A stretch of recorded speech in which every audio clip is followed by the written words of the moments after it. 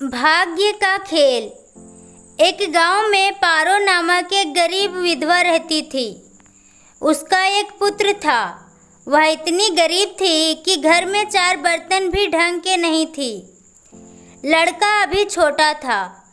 पारो ने बड़े प्यार से उसका नाम नसीब सिंह रखा था, मगर वह इतना बदनसीब था कि उसके पैदा होने के कुछ समय बाद ही एक बीमारी से उसके पिता की मृत्यु हो गई।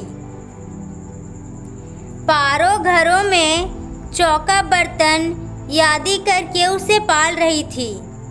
उसे पक्का विश्वास था कि नसीब सिंह बड़ा होकर उसके सारे संकट दूर कर देगा और उसका बुढ़ापा चैन से गुजरेगा। इसी आस में दिन रात मेहनत करके वह अपने बेटे को पाल रही थी। नसीब सिंह था तो छोटा, किंतु समझदार बहुत था। संयम और धीरज की उसमें कमी ना थी। किसी भी बात को गहराई तक जानने की उसमें प्रबल उत्सुकता रहती थी।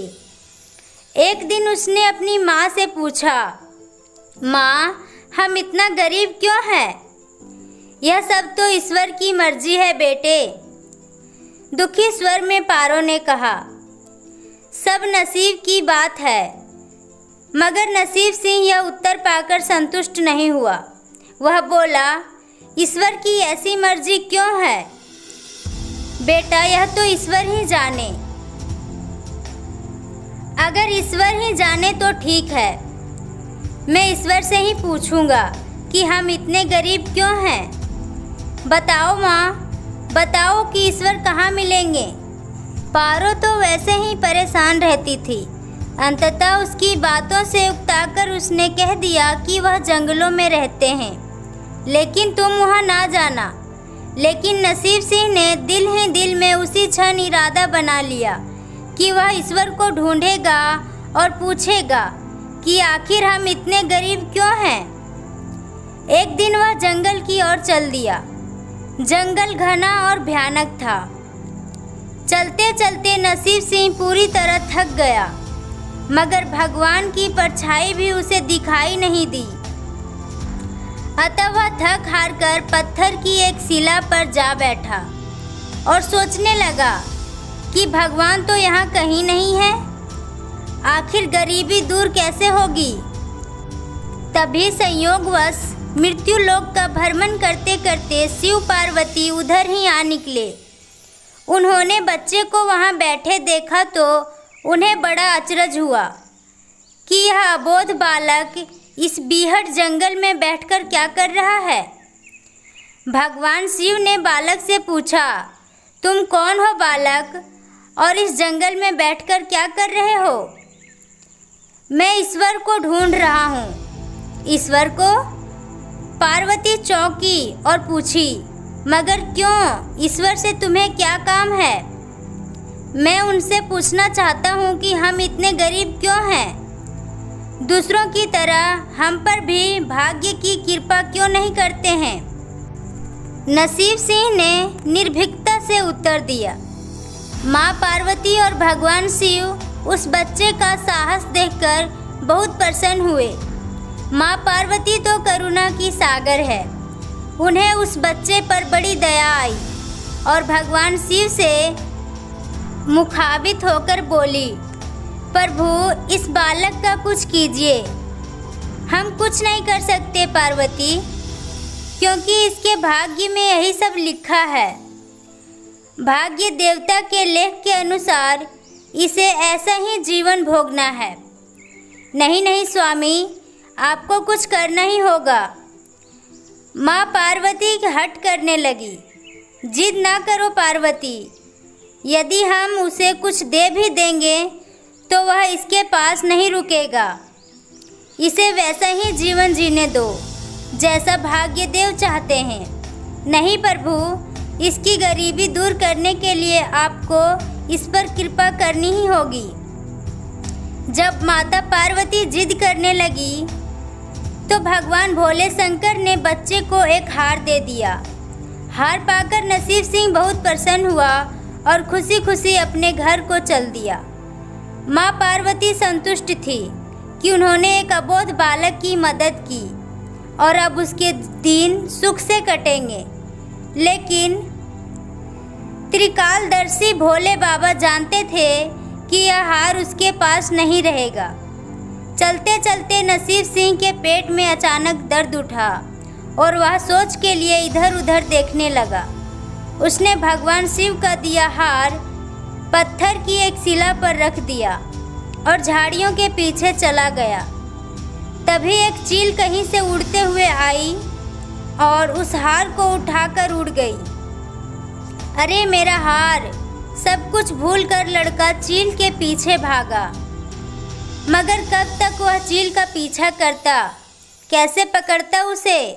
एक आध बार पत्थर उठाकर उसने चील को मारने की कोशिश की, किंतु चील अधिक ऊंचाई पर थी।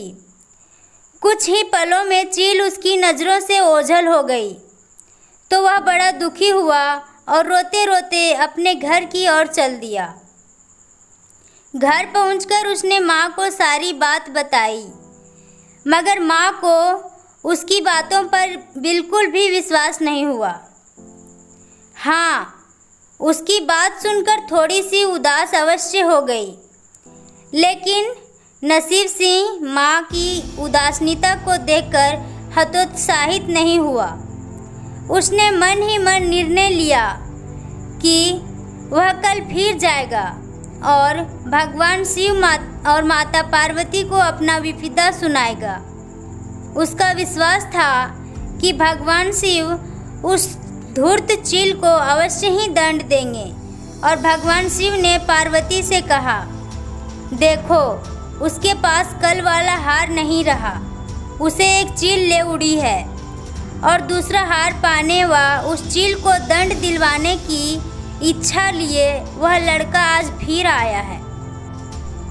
पार्वती देवी ने फिर भगवान शिव से प्रार्थना की कि आप चाहे चील को दंड दें या ना दें, किंतु इस लड़के की सहायता करके इसकी निर्धनता को दूर करें।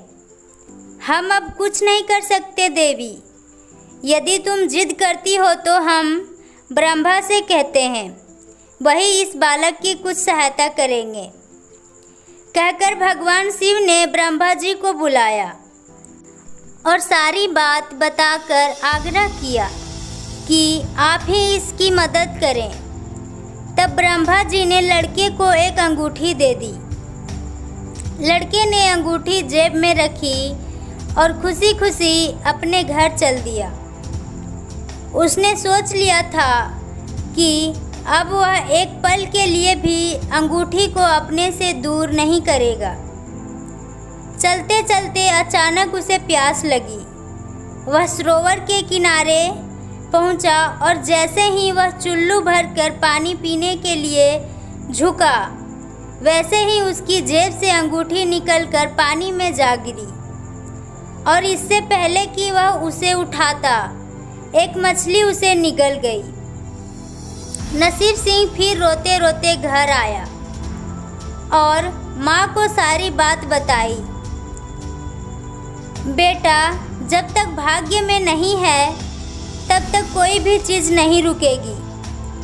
माँ ने उसे दिलासा देते हुए कहा, जब भाग्य देवता खुश होंगे तो मिट्टी भी सोना बन जाएगी, मगर इस प्रकार किसी की देने से हमारी गरीबी दूर नहीं होगी। उसे समझाकर माँ अपने काम में लग गई, मगर नसीब सिंह भी हार मानने वाला नहीं था। उसने मन ही मन सोच लिया था कि वह कल फिर जाएगा। तीसरे दिन वह फिर जा पहुंचा। शिव और पार्वती उसका यह साहस देखकर बहुत खुश हुए। शिव जी ने इस बार ब्रह्मा जी के पास जाकर बात की कि वह लड़का तो बड़ा साहसी है, इसका कुछ उद्धार किया जाना चाहिए। तब ब्रह्मा जी ने सलाह दिया कि हमें भगवान श्री हरि के पास जाना चाहिए, वही इसका कोई हल बताएंगे। अतः वह श्री हरि के पास जा पहुँचे।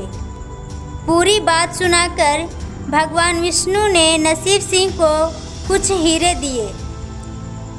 हीरे पाकर वह बहुत खुश हुआ और इस बार बिना कहीं रुके उसने सीधे घर जाने का निश्चय किया, क्योंकि 2 बार उसकी चीज़ें खो चुकी थी। जब वह घर पहुंचा तो माँ घर पर नहीं थी, अतः नसीब सिंह ने हीरे एक लोटे में रखकर कोने में छिपा दिए और माँ को ढूंढने निकल पड़ा।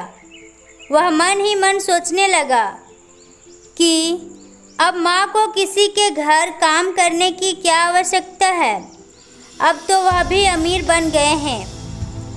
उधर पीछे से चोर उसके घर में घुसे और जो भी सामान हाथ लगा लेकर भाग निकले। उस सामान में लोटा भी था जिसमें हीरे रखे थे। जब वह माँ के साथ वापस आया तो देखा कि हीरे गायब थे। इतना ही नहीं, घर का दूसरा सामान भी गायब था।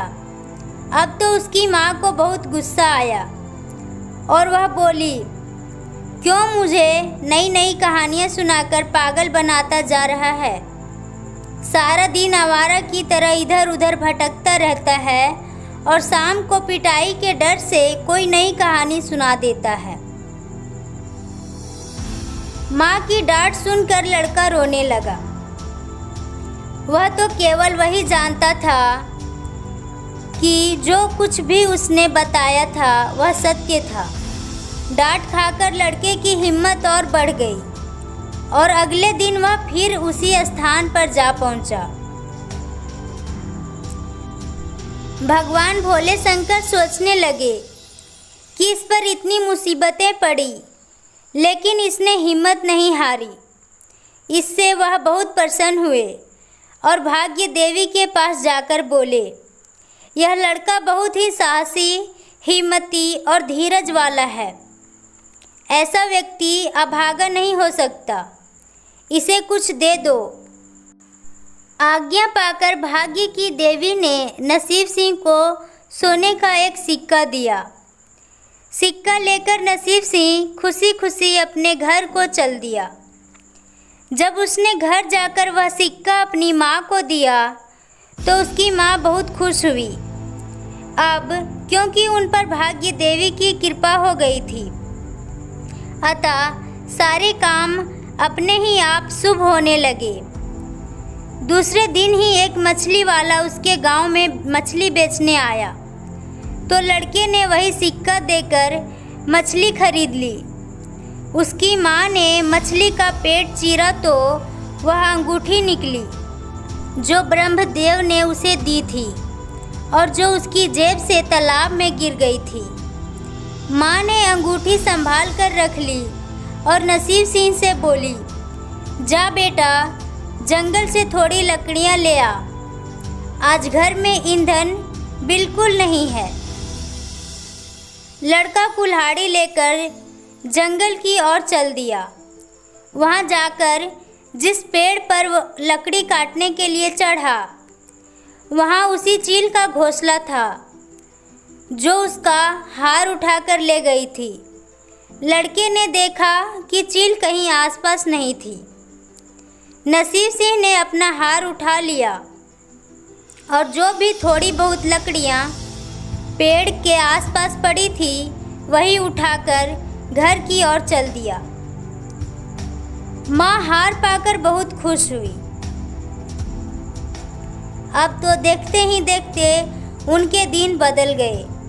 घर में किसी चीज़ की अभाव नहीं थी। फिर ईश्वर की कुछ ऐसी करनी हुई कि जो चोर उसके घर से हीरे चुरा कर ले गए थे, उन्हें सपने में महादेव ने चेतावनी दी कि जो हीरे उस लड़के के घर से चुरा कर लाए थे वे तुरंत वापस कर दो, वरना तुम्हारा सर्वनाश कर दूंगा। चोर उसी दिन हीरे उसके घर पर दे गए और अपनी गलती के लिए माफ़ी भी मांगी। इस प्रकार उस अभागे का भाग्य चमक उठा। अब उसके घर में किसी चीज़ की कमी ना थी और उनकी गरीबी सदा के लिए समाप्त हो गई। दोस्तों यह कहानी कैसी लगी कमेंट करके बताइए। कहानी अच्छी लगी तो वीडियो को लाइक करें, शेयर करें और साथ ही साथ हमारे चैनल को सब्सक्राइब करें। वीडियो को अंत तक देखने के लिए आपका बहुत बहुत धन्यवाद।